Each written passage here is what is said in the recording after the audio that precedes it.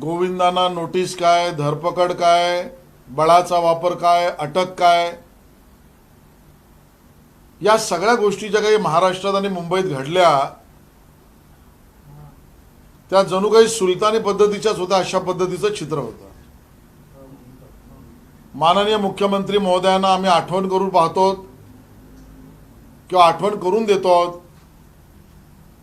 अहो, ज्या वेळेला सचिन वाझेचा प्रश्न सभागृहात मांडला, करोडोची वसुली केल्यानंतर सुद्धा ज्या वेळेला प्रश्न उपस्थित केला तेव्हा तुम्ही म्हणालात सचिन वाझे काही लादे नाही का. मग आमचा सवाल आहे तुम्हाला, हे गोविंदा जे आहेत ते काही लादे नाहीत का? ज्या पद्धतीने बळाचा वापर करून, अटक करून, धरपकड करून, नोटीस देऊन तुम्ही त्यांना धमकावताय, केसेस टाकताय. खऱ्या अर्थानं गेल्या पावणे दोन वर्षामध्ये महाराष्ट्र विकास आघाडीच्या सरकारने, ठाकरे सरकारने सर्व रेकॉर्ड ब्रेक केलेले आहेत. पावणे दोन वर्ष महाराष्ट्र बंदिवान केल्याचा रेकॉर्ड हा उद्धवजी ठाकरे यांच्या नावावर लिहिला जाईल. महाराष्ट्र बंदिवान केला किती? पावणे दोन वर्ष. आणि माननीय मुख्यमंत्री महोदय म्हणतायत आमचा सणांना विरोध नाही, आमचा करोनाला विरोध आहे. मग करोनाला विरोध आहे, गर्दी जमू नये असं तुम्हाला वाटतं, तर मग मुंबईतले आणि राज्यातले रेस्टॉरंट्स, पब, डिस्को, बार हे का चालू आहेत? तिथे गर्दी होत नाही? केंद्राचं पत्रक दाखव म्हणता, मग काय केंद्राच्या पत्रकामध्ये इथे गर्दी होणार नाही असं म्हटलंय? आणि म्हणून केंद्राच्या पत्रकावरच तुम्ही राजकारण करणार असाल तर केंद्राने तुम्हाला सांगितलं होतं टेस्ट वाढवल्यात का? मृत्यूचे आकडे लपवू नका. का लपवलेत? केंद्राने सांगितलं होतं की वॅक्सिन, लसी सम प्रमाणात राज्यभर द्या. मग जालन्याला सगळ्यात जास्ती का गेल्या? ठाण्याच्या महापौरांना आणि तुमच्या पक्षाच्या विधान परिषदेच्या आमदाराला आउट ऑफ टर्न लस का देण्यात आली? केंद्राने सांगितलं होतं आरोग्य सेविकांना सगळ्यात पहिल्यांदा लसीकरण करा. अजून केंद्राने सांगितल्याप्रमाणे आरोग्य सेविकांचं लसीकरण संपूर्ण झालेलं नाही. आणि त्यामुळे सिलेक्टिव्ह राजकारण करू नका. 2019 पर्यंत शिवसेनेची घोषणा होती पहले मंदिर बाद में सरकार. 2019 नंतर 2021 ला शिवसेनेची घोषणा बदलली. आता पहले मंदिर बाद में सरकारच्या ऐवजी पहले मंदिरालय बाद में मंदिर, पहले मंदिरालय बाद में मंदिर ही शिवसेनेची घोषणा झाली आहे. आणि त्यामुळे आमचा सरळ आरोप आहे की सरकार, महाराष्ट्र विकास आघाडीचं सरकार, ठाकरे सरकार हे निर्बंधाचा धंदा करते आहे. निर्बंधाचा धंदा नवीन सुरू केलेला आहे. आणि जिथे वाटाघाटी होणार असतील तिथे वाटा मिळाला की निर्बंध सैल होतात. जिथे घाटा आहे तिथे निर्बंध कडक होतात. आणि म्हणून आपण बघतोय ना, रेस्टॉरंट्स वाले भेटले, वाटाघाटी झाल्या, रेस्टॉरंट उघडी. मराठी कलावंत, नाटक कलावंत आंदोलन करतायत, बंदी. पब वाले भेटले, वाटाघाटी झाल्या, पबला परवानगी. मराठी लोक कलावंतची उपासमार चालू आहे, ते बंद. डिस्को आणि 5 स्टार वाले भेटले, वाटाघाटी पूर्ण, त्यांना सैल. आणि धूप अगरबत्ती फुलं विकणारा आमचा माणूस तो घाट्यात आहे, त्यामुळे तिकडे बंदी. निर्बंधाचा धंदा ठाकरे सरकारने बंद करावा. आणि आता काय गणेशोत्सव मंडळ, दहीकाला उत्सव मंडळ, नवरात्र उत्सव मंडळ यांच्याशी पण वाटाघाटी शिवसेना करणार आहे का? अगोदरच ते घाट्यात आहेत.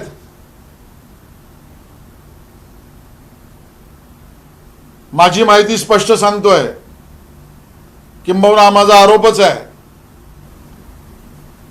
आजही आजच्या घडीला राज्यातली थिएटर्स सुरू करण्यासाठी सत्ताधारी महाराष्ट्र विकास आघाडीतला एक राज्यसभा सदस्याचा जावई सरकारच्या वतीने वाटाघाटी करतोय. एक एक सेक्टर वाटाघाटीने निर्बंधातना बाहेर काढू हा धंदा चालू आहे. शिवसेनेच्या राज्यसभा सदस्याचा जावयाने धंदे बंद करावे, वाटाघाटी करा, मग थिएटर्स सुरू करू. या पद्धतीच्या निर्बंधाच्या आम्ही विरोधात आहोत. आणि स्वतंत्रता आंदोलनाबद्दल तर मुख्यमंत्री महोदयाने बोलूच नाही. काल बोलले, हे काय स्वतंत्रता आंदोलन आहे का?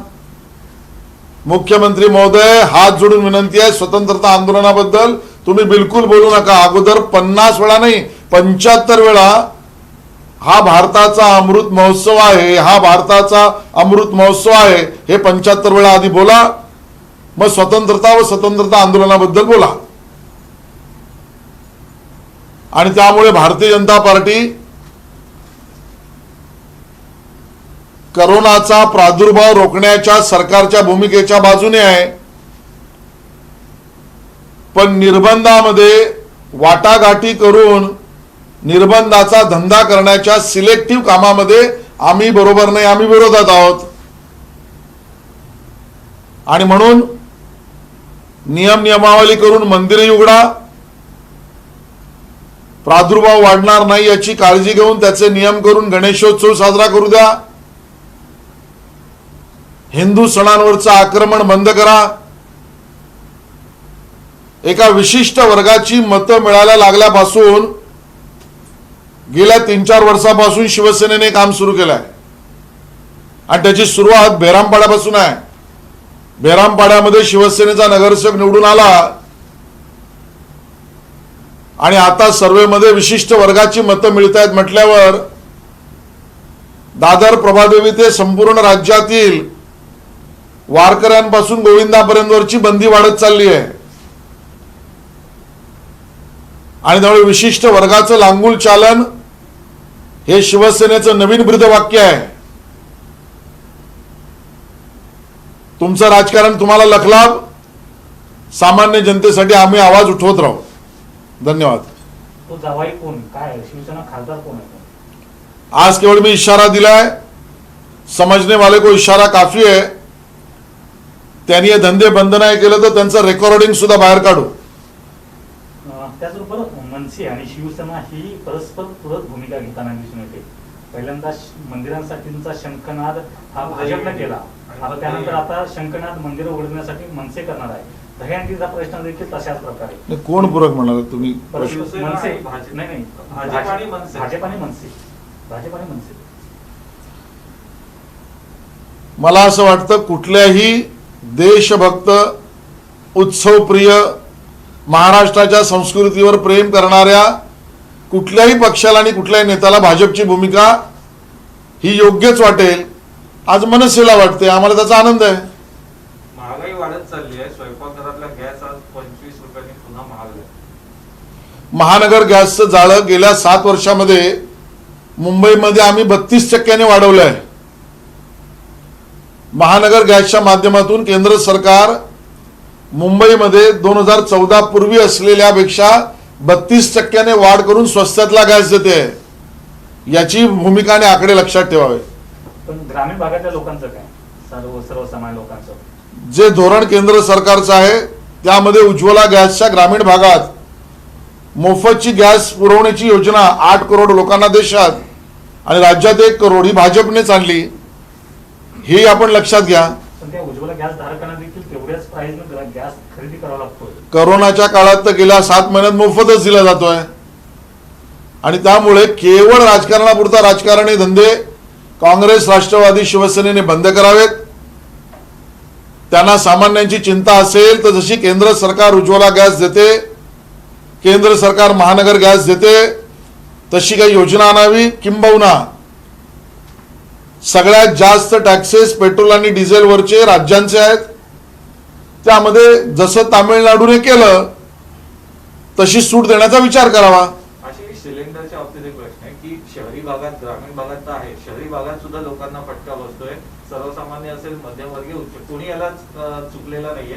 तुमच्या घरात सुद्धा याची काही ओढ पडली आहे का किंवा ओरड असेल? केंद्र सरकारची योजना ही आज नाही 2014ला जनतेसमोर स्पष्ट केलेली आहे आणि त्यामुळे आंतरराष्ट्रीय मानकाप्रमाणे पेट्रोल, डिझेल, गॅसचे भाव हे लपून छपून सरकारी योजनेसाठी किंवा भ्रष्टाचारासाठी केलेले नाहीत आणि त्यामुळे जनतेला याबद्दलची इत्थंभूत माहिती दिलेली आहे.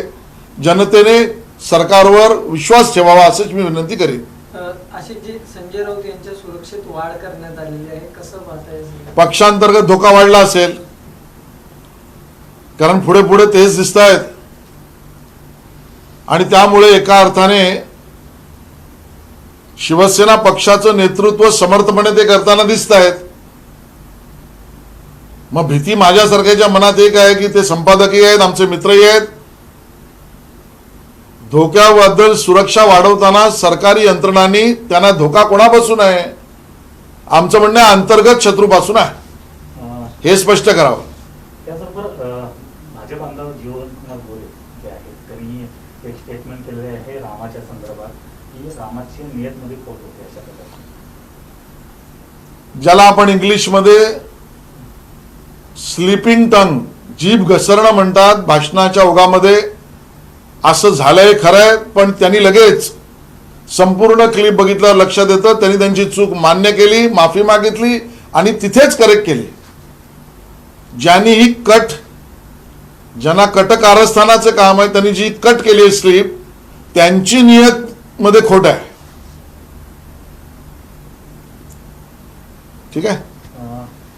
त्याचबरोबर केंद्राकडून वारंवार राज्य सरकारकडून सांगितलं जाते की केंद्राकडून जे पत्र आलेलं आहे त्यामार्फतच आम्ही जे सण आहेत त्यांच्यावर निर्बंध घातलेले आहेत. तुम्ही दुसऱ्या राज्य, भाजपशासित राज्यामध्ये गेला तर तिथली मंदिरं मात्र बंद आहेत. मग महाराष्ट्रातली मंदिरं उघडण्यासाठीचा भाजपचा राजकीय खेळ का? खरं अन्य राज्यांनी सुद्धा केंद्राच्या परिपत्रकानुसार काम केल्यामुळे तिथे कोरोना मर्यादेमध्ये आला. महाराष्ट्रात दुर्दैवाने मृत्यूचे आकडे, प्रादुर्भावाचा दर, कोरोनातल्या मृत्यूंची संख्या या सगळ्यामधली जी बनवाबनवी झाली ती केंद्राचे आदेश पाळले असते तर झाली नसती. आणि त्यामुळे काही झालं की केंद्राकडे बोट दाखव, पैसा नाही केंद्राकडे बोट, जीएसटी नाही केंद्राकडे बोट, आता हे सुद्धा केंद्राकडे बोट. स्वतःचं काहीतरी ठाकरे सरकारकडे आहे का? आणि त्यामुळे केंद्राच्या परिपत्रकामध्ये जसं मी सांगितलं ते डिस्को, पब, बार यांना काही सूट नाहीये, तिथे गर्दी होत नाही. त्यामुळे सिलेक्टिव्ह अशा पद्धतीने केंद्राच्या पत्रकाचा उपयोग करून राजकारण ठाकरे सरकारने करू नये. थोडक्यात हिंदीमध्ये बोलायचं होतं हिंदीमध्ये कल जो सभी घटना महाराष्ट्र में गोविंदा उत्सव को लेकर हुई उसको अगर देखेंगे तो उसका वर्णन बहुत ही भयानक और सुल्तानी इस प्रकार का कारोबार ठाकरे सरकार का ऐसा कहा जा सकता है. हमारे गोविंदा उत्सव में सम्मिलित होने वाले गोविंदा को नोटिस, डिटेंशन, अरेस्ट, पुलिस का दबाव,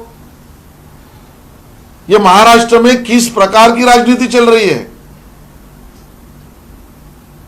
सचिन वाजे नामक एक भ्रष्ट अधिकारी पर जब कार्रवाई की बात की तब माननीय मुख्यमंत्री उद्धव ठाकरे जी ने कहा ये लादेन है क्या, सचिन वाजे लादेन है क्या।